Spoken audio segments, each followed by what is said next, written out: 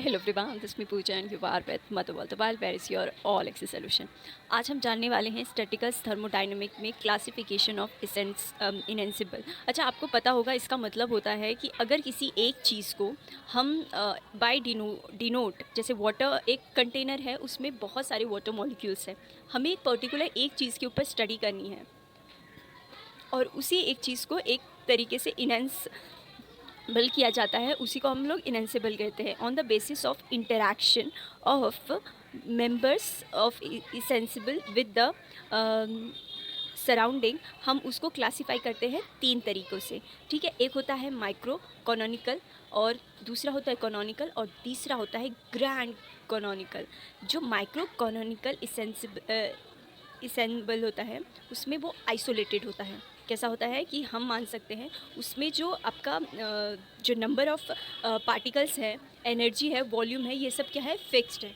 ठीक है, internal energy का मतलब आपको यहाँ पे जो ये इंटरनल एनर्जी दिखाई दे रही है ना, उसका मतलब होता है वर्क डन अपॉन क्यू। ये आपने कहाँ पे सीखा होगा, आपके थर्मोडायनेमिक्स में। जब आपकी इंटरनल एनर्जी बढ़ती है तो टेम्परेचर भी बढ़ता है, पर यहाँ पे ऐसा क्यों कहा गया है कि एनर्जी फिक्स्ड है? क्योंकि यहाँ पर सिर्फ और सिर्फ एक रिएक्शन होने के लिए एनर्जी को पावर दिया जा रहा है। उसके बाद होता है कॉनोनिकल इसेंबल, जो क्लोज सिस्टम होता है। क्लोज सिस्टम आप जानते हैं क्या होता है, जिसमें आपका जिसमें नंबर ऑफ पार्टिकल्स, वॉल्यूम और टेम्परेचर सब कुछ क्या है, फिक्स्ड है। और वो क्लोज सिस्टम मतलब क्या होता है, जिसमें सब कुछ क्लोज करके रखा गया हो।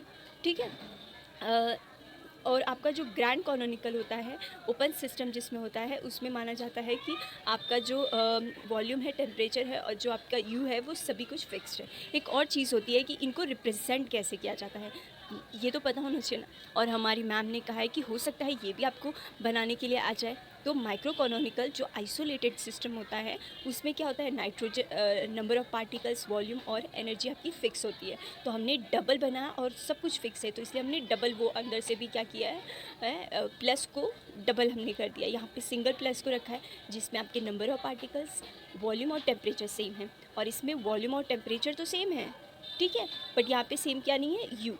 ठीक है, इसी तरीके से ये रिप्रेजेंटेशन भी आपको समझना चाहिए।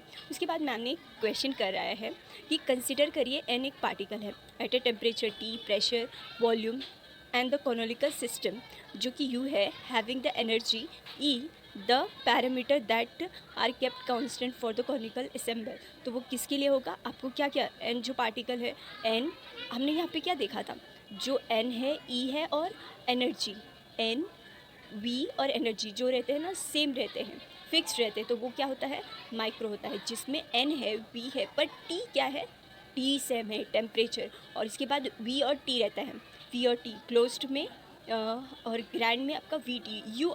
ग्रैंड मतलब आप यू सिंपल समझिए, यू क्या रहेगा, आपका फिक्स रहेगा। और कॉनोनिकल में क्या रहेगा, एन वी टी आ गया है, क्योंकि ये क्या है, क्लोज्ड है, डी, डी मतलब टी। ठीक है, तो उसी तरीके से हमको बताना है कि अगर एन पार्टिकल सेम है, टेम्परेचर सेम है, प्रेशर सेम है, वॉल्यूम सेम है, तो कॉनिकल केमिकल पोटेंशियल जो यू से रिप्रेजेंट होता है, having the energy, the parameter that kept in constant is canonical ensemble are the close system. Close system में एन, वी और टी, क्लोज्ड मतलब टी हम करते हैं, वो सेम रहेगा। और अगर कोई बोले कि consider N particle at a temperature T, pressure, volume, chemical potential, having the energy, the parameter kept in the canonical ensemble, समझ लीजिए एन सेम, ठीक है, नंबर ऑफ पार्टिकल्स, और उसके बाद मैंने क्या सेम रखा है, वी भी सेम रखा है, और उसके बाद मैंने ई भी सेम रख दिया, एनर्जी भी, तो वो क्या होगा, माइक्रो आइसोलेटेड होगा। ठीक है, उसके बाद मैम ने सिखाया था partition fraction at a high temperature, low temperature and at the temperature, और वो किस तरीके से करना है ये हमें सिखाया गया। So that's all in this video, thank you.